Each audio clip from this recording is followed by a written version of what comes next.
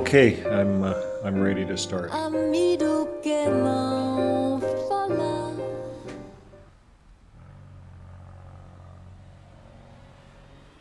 Oh, oh, you're back. Yeah, I was just reminiscing where I left off on our last story. We moved eventually. I was in high school, grade 12, and in this little community. Broke up with my girlfriend and my friend, my best friend. I broke up with them, and I ended up, maturing a little faster. I hung out up in the library researching for credits. I was looking for free credits. I got 10 credits for hanging out in the weightlifting room. I had to do a little library research, but anyways, that's what I did. I just kind of hung out on my own. My dad sold the farm and said, "Do you want to stay?" My brother stayed because he had a house. He said, "You can move in with my brother," and I said, "No way, I'm going with you guys." So I finished my last year of high school. We actually traveled about 14 hours away over a mountain range south quite a bit, and there was a really big, long lake. And we'd water ski. We brought the boat. We had a family boat, little speed boat. All us kids water skied, since we were 3. My dad loved water skiing. So anyways, we went to this valley where they grow peaches and cherries and stuff like that. My mom and dad bought a house overlooking the lake, and my older brother had a car. He was working on the oil rigs, and he didn't want it any longer. My dad co-signed for it, and so my brother left it in the ditch one night. He drove it through a barbed wire fence, and it was all scratched up. And that's the car right there. It's a blue Camaro. It was a 1979 Camaro. And so that's kind of where I graduated. 1981, I graduated. And I graduated in this bigger high school. It was like 1,000 kids. It was a city. And we lived kind of out in an orchard area where they grow peaches. And I bused back in still. It wasn't as long of a bus ride as I had before. So on the bus ride, I would meet people.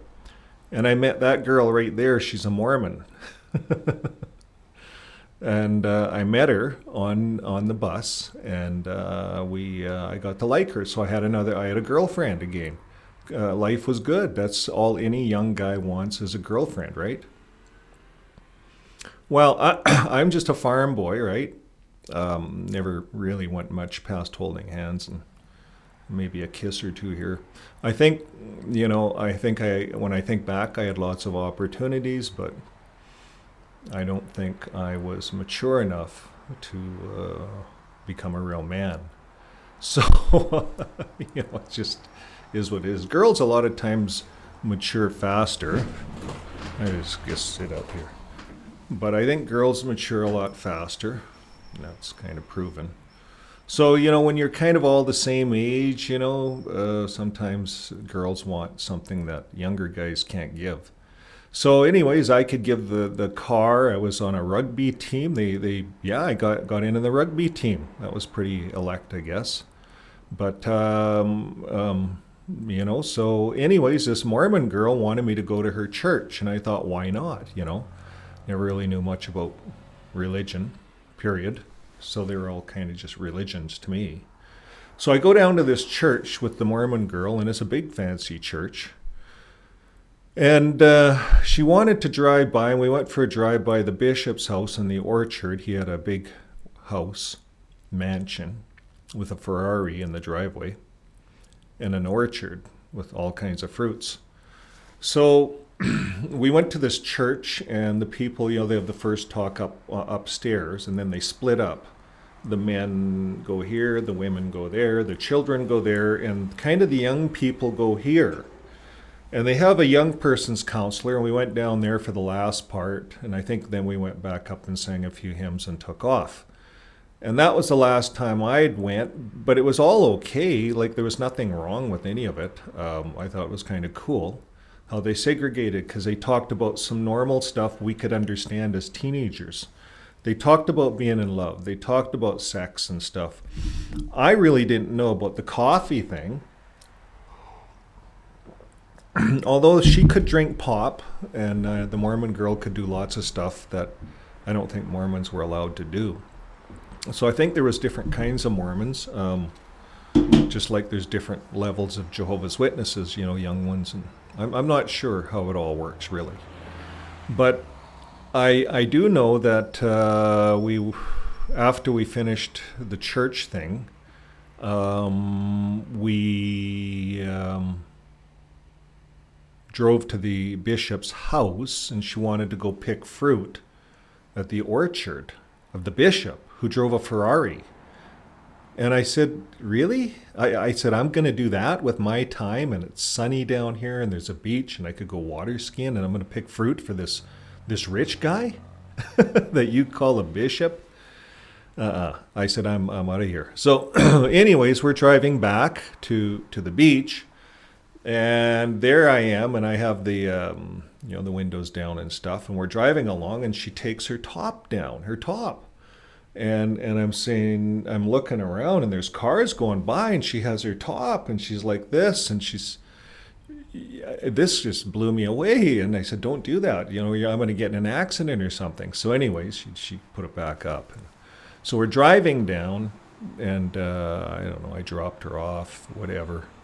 So the next thing I know, my parents were gone, and we did all kinds of things. I think she worked in the little town, and she was working at the restaurant. She was a waitress or something.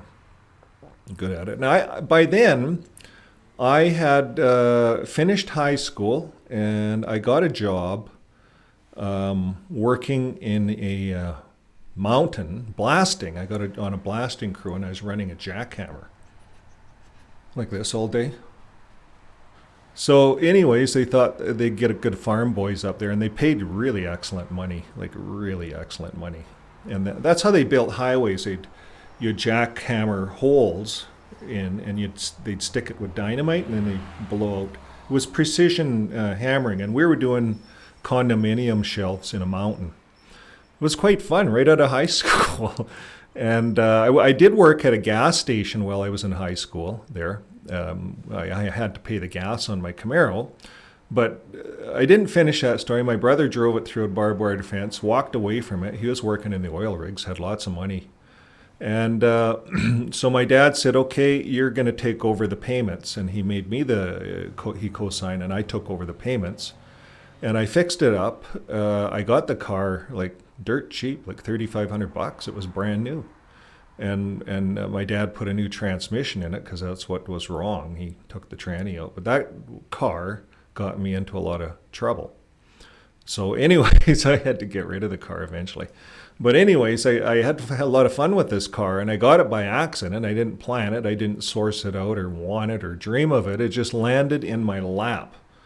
And my dad said, here, you got to take it over, because he was on the hook for it, and he knew at least I would work to pay for it. So I worked at the gas station. The payments weren't much, really. And I started paying this car off. And eventually I could drive it to school. So I did drive it to school. I did take the bus. I didn't like parking it. It was a big school, 1,000 kids. I got lost in this school finding my locker. To this day, I still have nightmares finding my locker in that big school, 1,000 kids. I went from a little farming community of a high school hub of probably 150, 200, 300 kids, maybe 200, to 1,000. I got lost. I hardly passed, but I did graduate. And I graduated because of writing, creative writing. My grammar was crap. Failed the grammar part of English, but my creative story writing got me past it. And I think to this day, that's what I'm using now, creative writing. a little bit. This is non-script, by the way. I don't have nothing. It's in here. This is where it's from. So it's just a story, of my life. But it's interesting. I went to the Mormon church, and so anyways, we would water ski. We'd do all kinds of things in that little community. And that was right around the time I was 17. And in the fall, I was going to be turning 18. I was still 17. And it just graduated in June. And this is a summer. I'm working on this blasting crew, driving around with this car, because then I'm making enough money to afford the gas and insurance. The insurance was expensive for young guys. But my dad made me pay it all. He was a good dad. He didn't do anything for me. So what happened next? I went to an outdoor party for the first time out there, and there was all these kids. They were all guys. There was no girls. So we had the speaker, and I put the sound system in here. And all these kids started, we rolled things up. We're rolling out. They all started jumping on my car, jumping on it. So I got out of there, and then they started following us. So I stopped. These guys were tailing us. So I stopped. They pulled ahead. I jumped out, opened the door, slammed the door, and punched the guy. Came back, drove out, and the car didn't move. You can see my rearview mirror. So we got the hell out of there, and never ever did I go to a outdoor party again with my buddy who got me into that mess. And I thought it was more fun to chase the girls. So I started chasing the Mormon girl. I guess I liked her and that. So then we're coming home one day, that day from the orchard and the bishop or whatever, or maybe it was another day, I forget. But we get to my house and my parents are gone. My parents are gone somewhere for the whole day. And so we have the house to ourselves, and I think I go upstairs to get a beer or something, and I come downstairs into my bedroom area, which has a slide out, real nice bedroom. My parents put me up in for the last 6 months of my life with them. Thank you, Mom and Dad. They're no longer with us, but they gave me a good life. And so I was there, and I walk in, and that girl right there was spread out naked on my bed. Naked. No clothes on. Naked.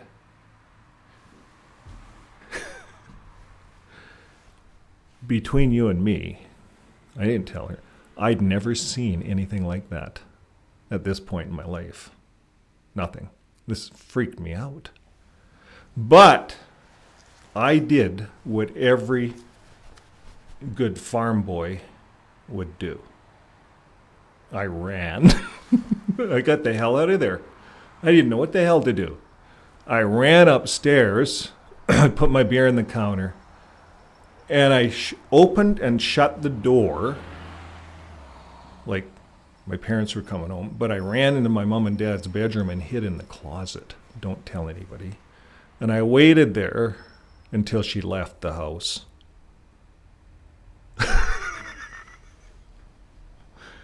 I wasn't ready for that. Like, we hardly even got in to know each other. And that was my first Mormon experience. It was bizarre.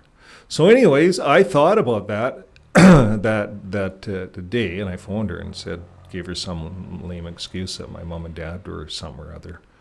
Good thing we got out of there just in time. And so anyways, she says, why don't you come down to a party? She worked at a restaurant down the street. She was at some kind of they were a little older people. They were having kind of a house party. So I go down there, and I'm sitting there, and she goes and gets a drink. This is what I remember. But she goes and gets a drink for me, and the guy sitting beside me looks at me, and he has a drink. I forget what his name was. But anyways, he says, I says, so you know her, eh? And I said, yeah. And he said, oh, yeah. We worked together down at the restaurant. And I said, yeah, she's quite the girl, eh? Yeah. So I says to him, I says, so, how do you know her? And then I don't know, he says to me, he says, she's a really good lay. Like after work, we just go out and we just do it in the back alley, and she's really good. He was explaining all kinds of sexual favors that she would do, that they perform down at work. So he just tells me this, I think deja vu, holy shit, like my experiences with girls so far is not going too well. And so she comes back with the drink and she says, here you go. And she says, so did you get to know Jeff? And I said, yeah, Jeff here was telling me how you guys do it behind the bar. And I was laughing, and I actually felt relieved. And she threw the drink in my face and walked away, right? And so I just left the party. But I walked home, and I felt relieved. I felt, holy shit, Mormonism. And then, I heard things about Mormonism and how they like to have many wives and things like that. And I don't know. But it was a bizarre experience. I know that's not the way it is for Mormons, because I think she was just having trouble, maybe, being a real Mormon, maybe. I don't know. But anyways, I didn't follow Mormonism. I thought it was too loosey-goosey. Women laying naked on my bed, having relations with the guy at work, pretending to be my boyfriend. Like, why not? Like, I couldn't figure it out. I was young. I wasn't even 18 yet. And I thought, how the hell am I going to get a good wife? Like my dad and my mom, they love each other. Thick nor thin, whatever the case, my dad and mom were married until the day they died. And that was the example I had, and that's what I wanted. I wanted to have a family, and I thought, out the gate, I'm not doing too good. So I thought, well, what's going to happen next?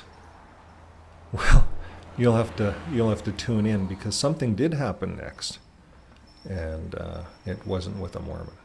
So I invite you to tune in with us, and if you haven't subscribe, and we'll keep telling the stories as they come. Bye for now.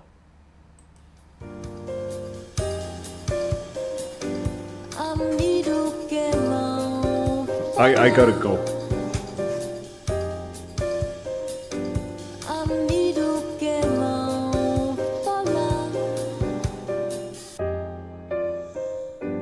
Amido que não